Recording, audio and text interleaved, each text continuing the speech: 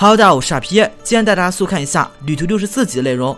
这集开头，英博士说有了新的委托，委托者还是个熟人，他之前丰原地区那个玻璃哨杯的选手方士，他家乡温泉因不知名的原因没有水了，他在附近还看到阿波梭鲁的身影，非常希望小智和小豪去跑一趟，于是二人就出发了。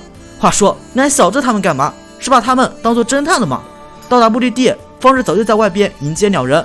方士骑着超力王，看见小豪肩膀上的枪印后，觉得非常新奇，热情的想和他握手，但是因为角度问题实在够不到，结果用力过猛，从超力王背上摔了下来。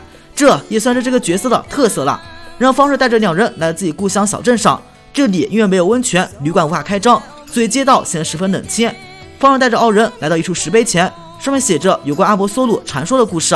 关于阿波梭鲁传说，在 A 级时期就有介绍了，这里虽然炒冷饭了，大致就是有阿波梭鲁的地方就会出现灾难，因此它被人视为带来灾难的宝梦。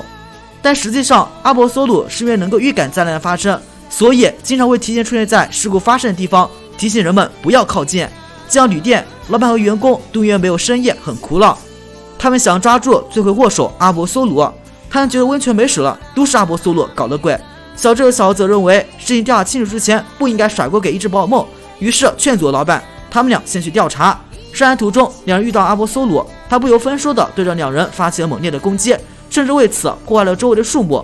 小豪的敲鹰猴也在混乱中被打晕了过去。这么一搞，上山的路被倒下的树木挡住了，小智和小豪只得换路上山。我说小智，你的快龙呢？让他带着你飞上去不就好了？来到山顶，发现玉树温泉的水管被一片冰雪冻住了。小豪于是拿出大鳄椅挖洞，但是大鳄椅挖了一会儿就冻得不行，探测泉眼的任务只得暂时放弃。这时候又一阵寒风袭来，小智和小豪被冻得瑟瑟发抖。扭头一看，这寒气是一只野生的冰鬼户发出的。小智和小豪只得暂避锋芒，他认为冰鬼户守在这里肯定是有原因的，于是偷偷跟着冰鬼户来到一处洞穴，里面还有其他冰鬼户和兔亚星、雪童子。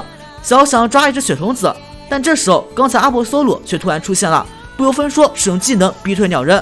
之后内容就很莫名其妙了，小豪打了一个电话，然后就来到山顶，温泉的水源被巨大岩石给挡住了。小豪想到要用外力将山顶上的水引流下去，于是小豪的闪电王牌和小智皮神开始发动攻击，但却压根打不碎岩石。而这时候阿波梭鲁跑过来帮忙了，最终在众人连续攻击下巨石破碎。但这个时候危机出现了，巨石破碎，爆发出了巨大蒸汽，将阿波梭鲁卷入。